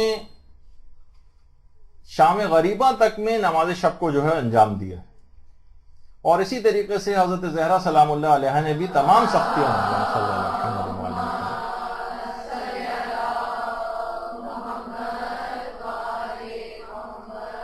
نے بھی کبھی نماز شب کو ترک نہیں کیا، حتیٰ کہ ان کی جو خادمہ فضہ ہے اس تک نے کبھی نماز شب کو ترک نہیں کیا تھا.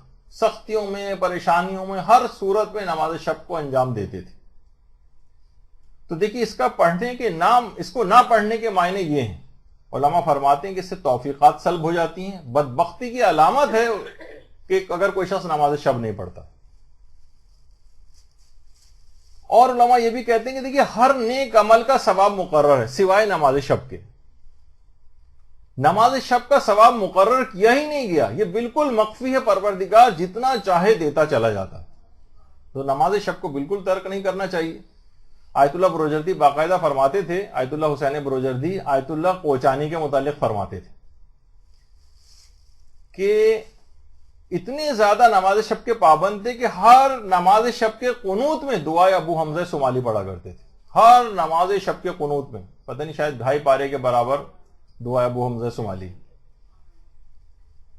40 مومنین کے لیے اسی طرح سے دعا. بہت سے لوگ یہ بھی کہتے ہیں بھائی 40 مومنین کے نام تو ہمیں یاد ہی نہیں ہوتے، چند ایک پک دفعہ ہو سکتا ہے نہیں ہو سکتا. تو یہ طریقہ کار بھی کیا جا سکتا ہے کہ آپ قنوت میں ایک فہرست لے کے اپنے سامنے رکھ لیں، اس میں دیکھ کر بھی 40 مومنین کے نام لیتے رہیں، اور اس میں اپنے بچے کا بھی اگر نام لکھ لے تو ان دعاؤں کے اندر، تو یہ بہت ہی زیادہ بہترین ہوگا اور تربیت کی امور کے اعتبار سے بہت زیادہ اس کا فائدہ ہوگا.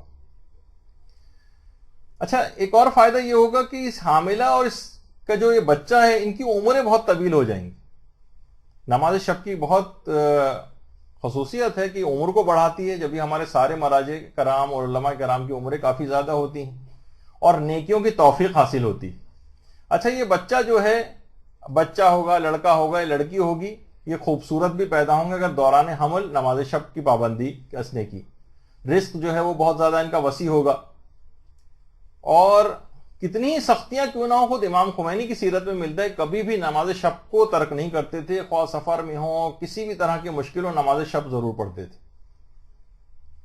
اور خود ابھی اسی عرصے پہلے آیت اللہ وحید خراسانی بھی جب گئے تھے تو مسجد نبوی میں بھی 11 رکعت نماز، پوری نماز شب جو ہے وہ وہاں پر پڑھی تھی.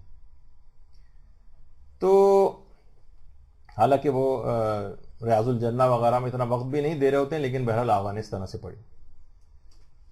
11 رکعت نہ پڑھ سکے تو 3 رکعت پڑھے، 3 رکعت بھی نہ پڑھ سکے تو کم سے کم 1 رکعت ضرور پڑھے. چلتے پھرتے بھی پڑھی جا سکتی ہے اور نماز عشاء کے فوراً بعد بھی پڑھی جا سکتی ہے. سارے مسئلے مسائل بھی آپ کو اس سلسلے میں بتائے جا چکے.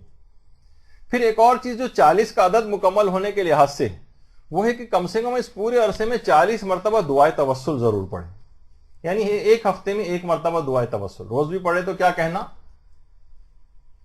اور پور بالکل یقین ہو اس کو. دیکھیے ائمہ معصومین سے توسل یہ ایک ایسی چیز ہے کہ شیخ عباس قمی جو صاحب مفاتی ہیں یہ فرماتے، بلکہ ان کے متعلق ملتا ہے کہ ان کا بیٹا ایک مرتبہ شدید بیمار ہو گیا، بالکل لا علاج، ڈاکٹروں نے بالکل جواب دے دیا.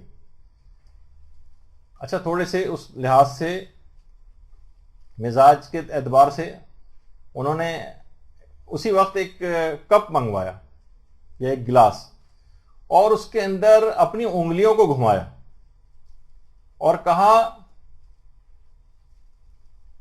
کہ اس کو اب شفا مل جائے گی، اسے پلا دو.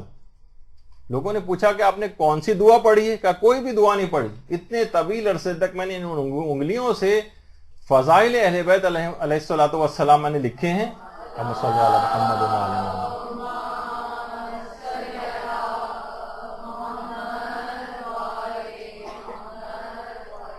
اتنا طویل عرصے تک فضائل اہل بیت لکھنے کے بعد بھی اگر ان کے اندر شفا کی کیفیت پیدا نہ ہو تو میں ان انگلیوں کو کٹوا کے پھینک دوں گا. تو آپ نے دیکھا کہ بہرحال تو ایک وسیلہ چھوڑیے، دعائے توسل کے اندر تو 14 وسیلے جو ہے وہ جمع ہو جاتے ہیں. اور ایک اور خصوصیت کی بات یہ ہے کہ اگر یہ 40 مرتبہ دعائے توسل اس انداز سے پڑھتی رہے گی تو یہ حاملہ اور اس کا بچہ کچھ عجب نہیں کہ مستجاب الدعوات ہو جائیں، ان کی ہر دعا قبول ہو جائے، کیونکہ اس دوران اس نے 40 دفعہ دعائے توسل 14 معصومین سے جو ہے وہ پڑھی. اسی طریقے سے جو جس میں 40 کا عدد مکمل ہونا چاہیے وہ 40 دعائے کمیل، 40 مرتبہ دعائے کمیل، یعنی ایک ہفتے میں 1 مرتبہ کا ایوریج بنے گا. علامہ مجلسی فرماتے ہیں کہ حضرت خضر کی دعا ہے دعائے کمیل، اور مولا امیر المومنین نے اللہم صلی علی محمد و علی محمد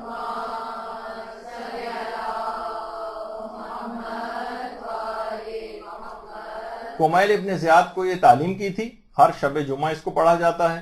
حاملہ اور اس کا بچہ ہر قسم کے دشمنوں سے ان کی حفاظت ہوگی، رزق ان کا بہت زیادہ وسیع ہو جائے گا، تمام گناہوں کی مغفرت رہے گی، اور یہ حاملہ اور اس کا بچہ ہمیشہ توبہ کی طرف راغب رہیں گے. دعائے کمیل کو دوران حمل پڑھنے کا فائدہ ہے. جب بھی حج کے موقع پر دیکھیے کہ وہاں پر جو ایرانی زائرین جو خاص طور پہ بین الحرمین جو جگہ، ایک تو بین الحرمین خود کربلا میں ہے اور ایک بین الحرمین یہاں پر بھی، ایک طرف پیغمبر اسلام اور شہزادی وغیرہ کی قبر ہے اور دوسری طرف جو ہے 4 ائمہ اور اس لحاظ سے 4 قبریں جو ہیں جو بنی ہوئی. تو 6 معصومین تو سمجھیں یہیں پر ہیں. تو اس بین الحرمین میں بیٹھ کر وہ لوگ اس کو تمام دعاؤں میں سے دعائے کمیل کا انتخاب کیا گیا ہے، تو وہ وہاں پر پڑھی جاتی ہے.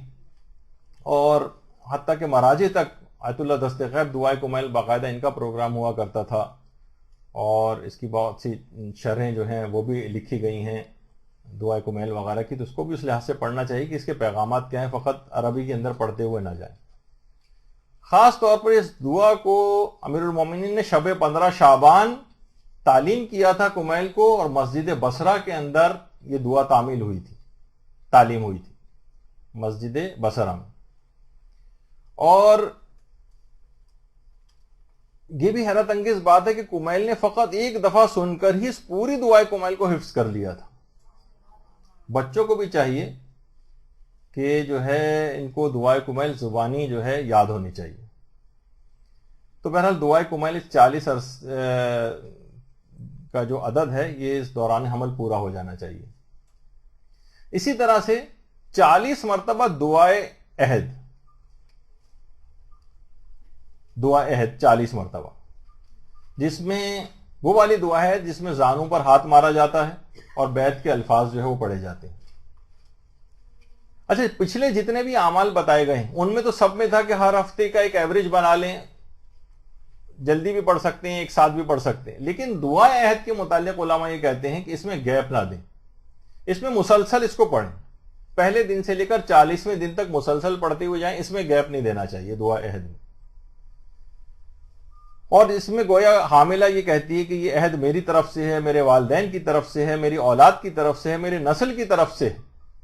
تو اس پہ خصوصیت اس دعائے عہد کے بہت زیادہ اس کو فائدے حاصل ہوں گے. اور یہی وجہ ہے کہ امام زمانہ بھی یہ بات بیان فرماتے ہیں کہ اگر ہمارے شیعہ اللہم صلی علی محمد وعلی محمد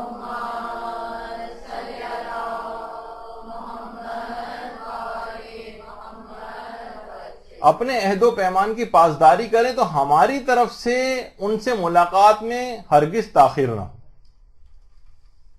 اور حقیقی معرفت کے ساتھ بہت جلد ہماری معرفت ان کو اور زیارت ان کو نصیب ہو جائے گی، بہت جلد.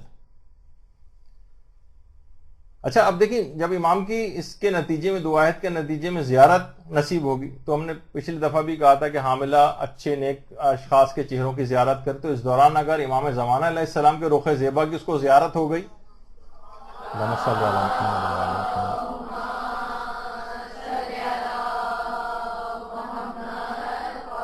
تو اس سے بہتر کیا نتیجہ اور اثر اس کا ہوگا. دعا عہد کا جو بہترین وقت ہے اس کے متعلق علماء یہ کہتے ہیں کہ وہ نماز فجر کے بعد ہے، اس وقت اس کو پڑھا جائے. اسی طرح سے جس میں 40 کا عدد پورا ہونا چاہیے اس میں ایک ہے زیارت آل یاسین. یہ بھی 40 ہفتوں کے اندر اس کو مکمل کر لینا چاہیے. اور یہ زیارت خود امام زمانہ علیہ السلام کی توقیع میں محمد حمیری کو امام نے تحریر فرمائی تھی. اور اس زیارت کی برکت سے حاملہ اور اس کے بچے کو بہت امکان ہے کہ زیارت امام زمانہ علیہ السلام نصیب ہوگی. اللہم صلی علی محمد وعلی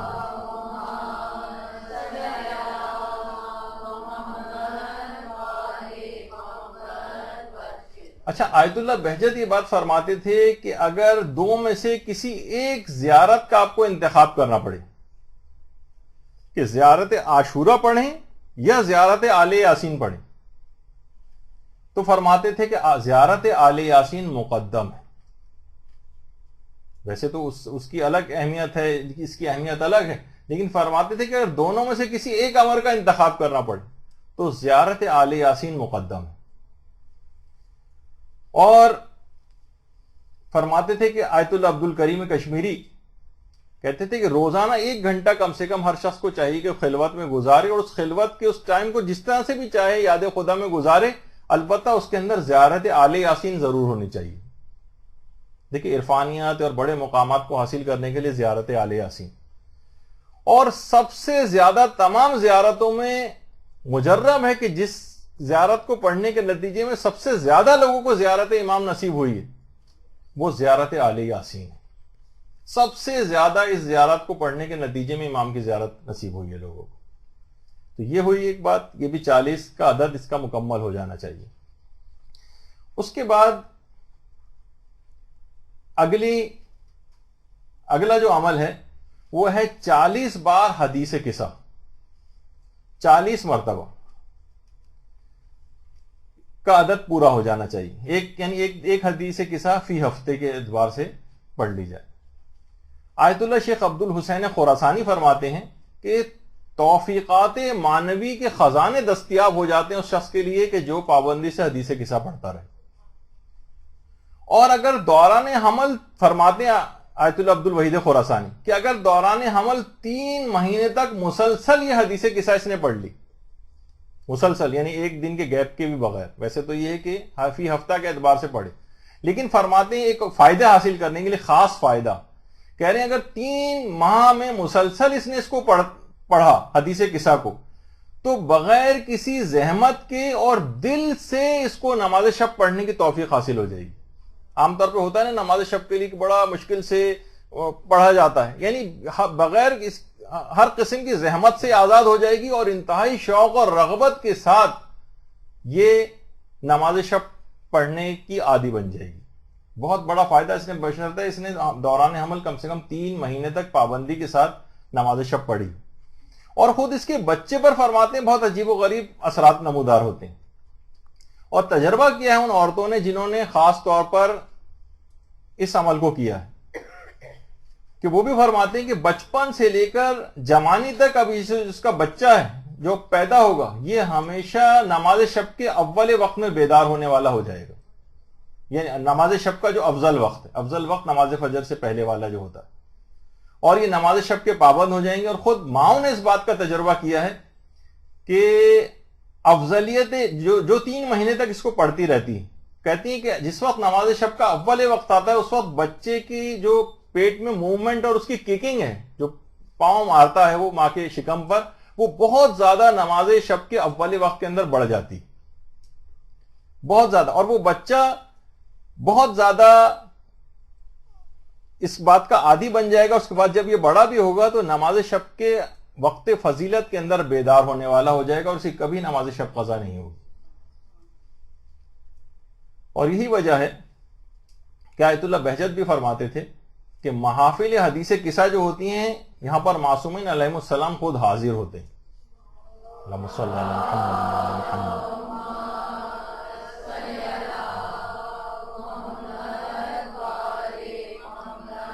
اور محافل حدیث قصہ میں فرماتے تھے کہ خود امام زمانہ علیہ السلام بھی شرکت کرتے ہیں.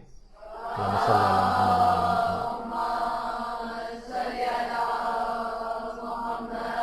وعلی محمد.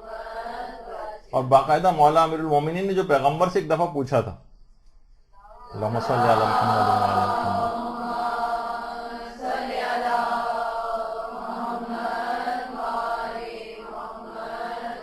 کہ پروردگار عالم کی طرف سے اس واقعے کی کیا فضیلت ہے، حدیث قصہ والا جو واقعہ ہے. پھر پیغمبر نے فرمایا تھا کہ مجھے اس ذات کی قسم جس نے مجھ کو حق کے ساتھ مبعوث کیا ہے، جس مجلس کے اندر بھی اسے پڑھا جاتا ہے خدا اس محفل و مجلس پر اپنی رحمت نازل کرتا ہے، رحمت کے ملائکہ اس میں شریک ہوتے ہیں، اور جتنے بھی شریک محفل ہوتے ہیں ان کے لیے طلب مغفرت کرتے ہیں. خدا ان کے تمام غموں اور پریشانیوں کو، ان کے غموں کو دور کر دیتا ہے. یہ سن کر مولا نے فرمایا تھا کہ خدا کی قسم ہم اور ہمارے شیعہ ہی دنیا اور آخرت میں کامیاب اور سعادت مند ہیں. اللہم صلی علی محمد وعلی محمد.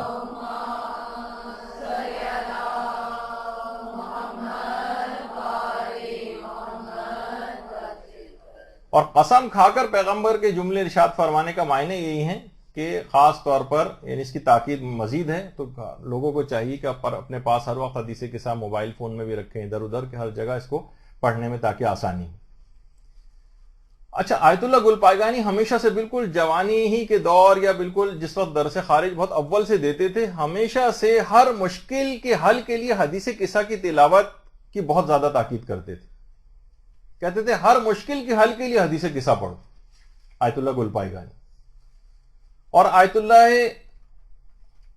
سید محمد رضا بہاؤالدینی جو عملیات کے بہت بڑے عالم گزرے ہیں، وہ فرماتے تھے کہ صدام نے جس وقت ایران عراق جنگ ہو رہی تھی تو مختلف شہروں پر بہت ہی زیادہ خطرناک بمباری شروع کر دی تھی، اور اطلاع ملی تھی کہ مختلف علاقوں پر صدام جو ہے وہ بمباری کر رہا ہے اور اس کا قم پر بھی بمباری کرنے کا ارادہ ہے. تو لوگ پریشان ہو کر آقا سید محمد رضا بہاؤالدینی کے پاس آئے، عملیات کیا بہت بڑے ماہر ہیں، توسل کریں معصومین سے، کوئی حل نکالیں اس کا کہ قوم کے اوپر بمباری اگر ہوئی تو معصومہ قوم کا روضہ بھی یہاں پر ہے، اس کو بھی نقصان پہنچے گا اور سب اہل قوم کو. تو فرماتے ہیں آقا رضا بہاؤالدینی کہ میں نے تمام معصومین سے توسل کیا تو مجھے حضرت فاطمہ زہرا سلام اللہ علیہا کی طرف سے اللہم صلی علی محمد وعلی محمد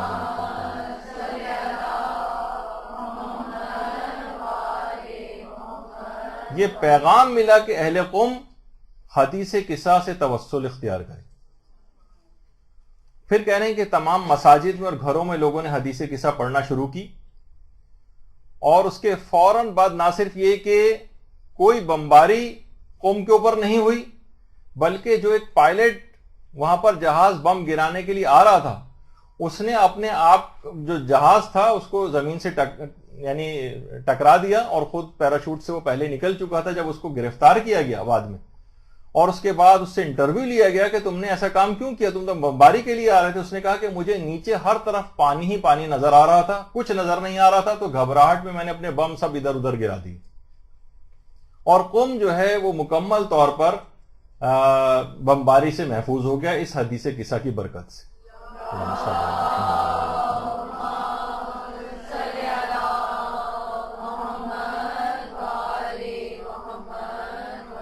البتہ یہ جو حدیث قصہ ہے اس کو خاص آداب کے ساتھ پڑھنا چاہیے.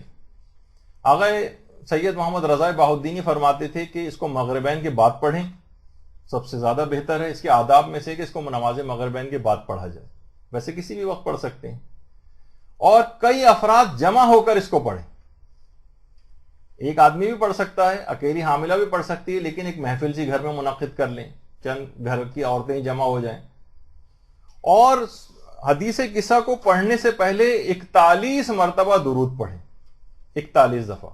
اللہم صلی اللہ علیہ وسلم.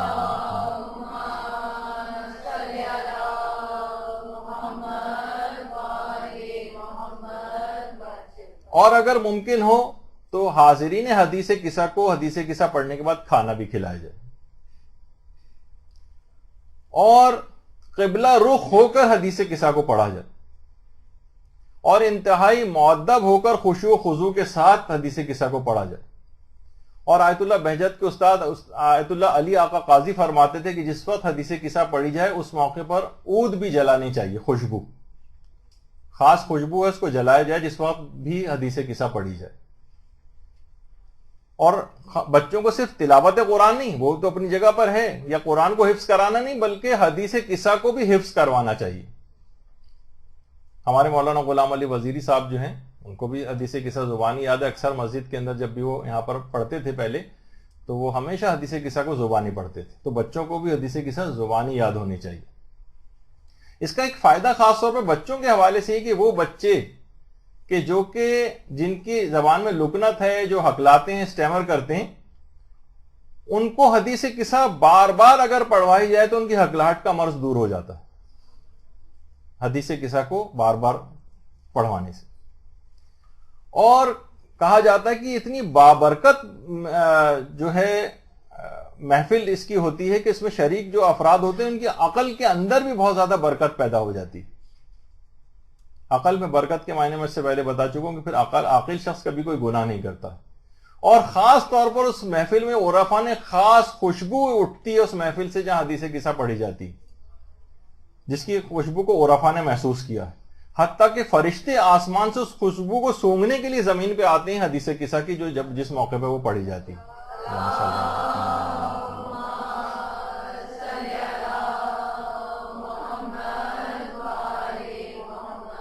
بعض افراد اس کی آج کل سند کے اوپر گفتگو کرنی شروع کر دی ہے کہ حدیث قصہ کی سند وغیرہ صحیح نہیں ہے. تو آغا سیستانی سے بھی پوچھا گیا تو انہوں نے کہا کہ یہ صحیح السند ہے، بالکل حدیث قصہ کی سند بالکل صحیح.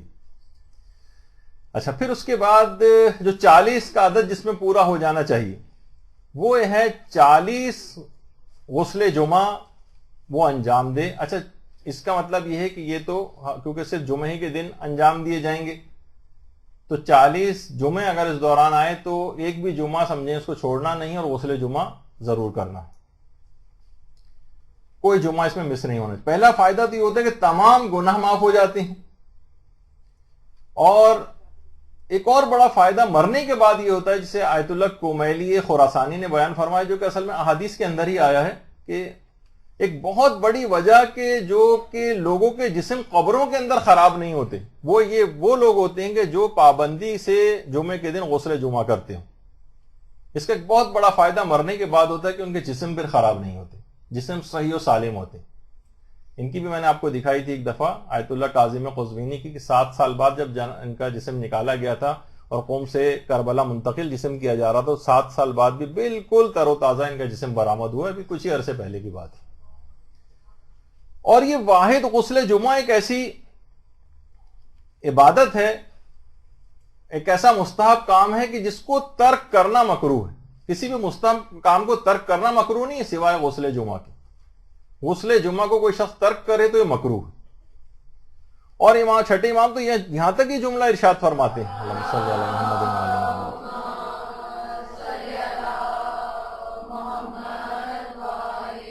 کہ جو عمدن جان بوجھ کر غسل جمعہ کو ترک کرے اسے چاہیے کہ وہ استغفار کرے. اور یہ اصل میں پیغمبر ہی کی روایت ہے کہ جو 40 روز تک غسل جمعہ انجام دیتا رہے گا اس کا جسم قبر میں خراب نہیں ہوگا. اور ایک جمعے سے اگلے جمعے تک کے تمام ہم و غم اور بلائیں اس کی دور ہو جاتی ہیں. یعنی اگر یہ ہر غسل جمعہ کو ہر جمعے کو انجام دیتی جائے گی تو ایک جمعے سے دوسرے جمعے تک میں جتنی بھی پریشانیاں اس کے اور اس کے بچے کے لیے آنے والی ہوں گی وہ ساری کی ساری ہم و غم اور تمام بلائیں اور پریشانیاں دور ہو جائیں گی. اور اس طرح پورا زمانہ حمل جو 40 ہفتوں والا اس طرح کا ہوگا بہت اطمینان اور سکون کے ساتھ گزرے گا. پورا پیریڈ یہ حمل کا جو ہے اس کے اور اس کے بچے کے لیے بہترین قرار پائے گا, بہترین. تو یہ ایک الخصوص اس کے اندر بات ہے کہ جو کہ کرنی چاہیے. اس کے بعد ایک اور چیز ہے جو 40 کا عدد جس کا پورا ہو جانا چاہیے, وہ ہے دعائے مجیر. آغا کفمی نے اپنی کتاب مصباح میں اس دعا کو لکھا ہے. اس کے علاوہ البلد الامین بھی جو کہ انہی کی کتاب ہے اس کے اندر بھی یہ ہے. اور یہ اس وقت دعا پروردگار کی طرف سے پیغمبر اسلام کو تعلیم کی گئی تھی جب پیغمبر مقام ابراہیم کے پیچھے نماز کو ادا کر رہے تھے, اور باقاعدہ اسی وقت جبریل امین اس دعا کو لے کر آئے تھے. یہ گناہ, یہ جو جتنے بھی ہم عام زندگی میں یہ گناہ جو ہم انجام دیتے ہیں یہ سارے کے سارے دعائے مجیر پڑھتے ہی معاف ہو جاتے ہیں. اور خاص جو اس کے دن ہیں پڑھنے کے وہ 13, 14 اور 15 رمضان ہے. یہ اگر کبھی اس دوران آ جائیں تو خاص اوقات دعائے مجیر پڑھنے کی ہیں, ورنہ عام دنوں میں بھی پڑھی جا سکتی ہے کسی بھی وقت. بیماریوں سے شفا ملتی ہے, اور قرض اگر ہے تو وہ ادا ہوتا ہے, تمام ہم و غم اور اندوہ جو ہیں وہ سارے دور ہوتے ہیں, گناہ کتنے بھی ہوں سب بخشے جاتے ہیں. روایتوں میں کہ خواہ ریگستان کے ذروں کے برابر بھی کیوں نہ ہوں اور درخت کے پتوں کے برابر بھی کیوں نہ ہو تو دعائے مجیر کو پڑھنے سے بخشے جاتے ہیں. تو حاملہ کے لیے بہت ضروری ہے کہ اس دعا کو پڑھے. اس سے ایک فائدہ یہ ہوگا کہ اس کا اور اس کا جو بچہ ہے یہ توبہ کی طرف بہت زیادہ راغب رہیں گے. روح کو جلا بخشنے والی دعا کہلاتی ہے دعائے مجیر. اور 40 کا جو عدد ہے وہ یہ ہے کہ روزانہ 40 مرتبہ سونے سے پہلے 40 مرتبہ تسبیحات اربع پڑھنا. ویسے تو ہر نماز کے بعد 30 مرتبہ پڑھنے کی نورانیت قلب کے لیے بڑی تاکید آئی, یعنی کوئی چاہے کہ اس کا قلب نورانی ہو جائے تو روزانہ نمازوں کے بعد 30 مرتبہ جو تسبیحات اربع اس کو پڑھے. اور نمازوں کے بعد چھٹے امام ہمارے جملہ ارشاد فرماتے ہیں اللہم صلی علی محمد و علی محمد,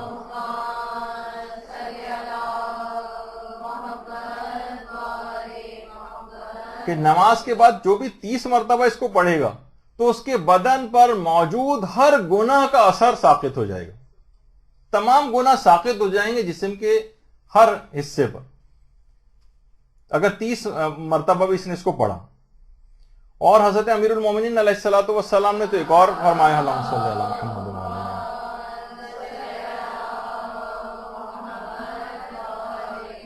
کہ اگر ہر نماز کے بعد 10 مرتبہ پڑھا تو اس کے پڑھنے کا فائدہ یہ ہوگا کہ وہ شخص جو اس کو پڑھ رہا ہے 10 مرتبہ نمازوں کے بعد اللہ کا سچا اور پکا دوست بن جائے گا,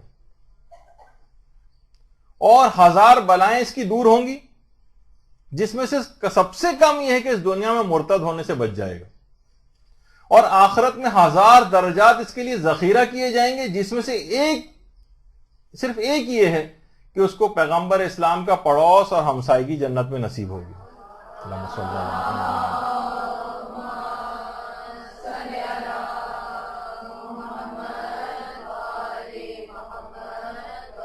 اور سب سے افضل یہی کہ نمازوں میں تیسری اور چوتھی رکعت میں آپ تسبیحات اربع 3 مرتبہ پڑھتی ہیں. ہر نمازوں کے بعد دیکھیے 30 مرتبہ پڑھنے کی اس کو تاکید ہے.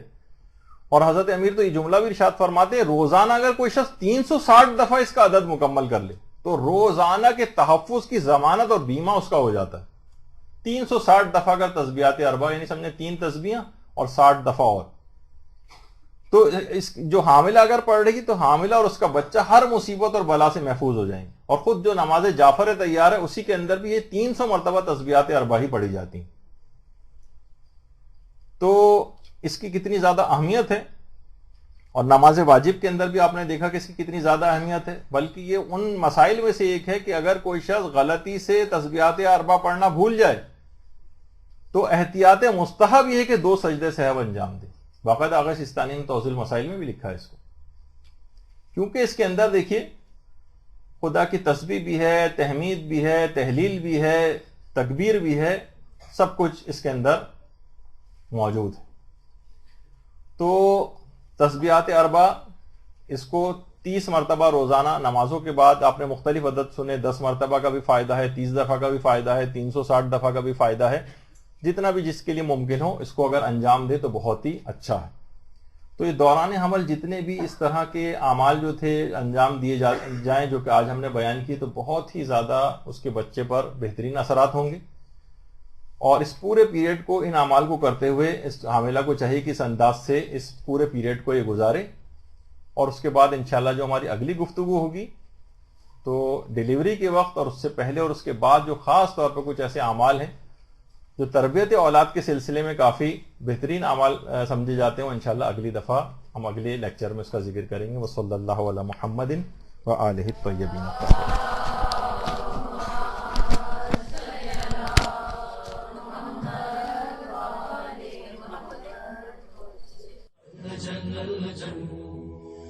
جل اللجن يا مولا اللجن اللجن اللجن اللجن اللجن اللجن اللجن يا صاحب الزمان اللجن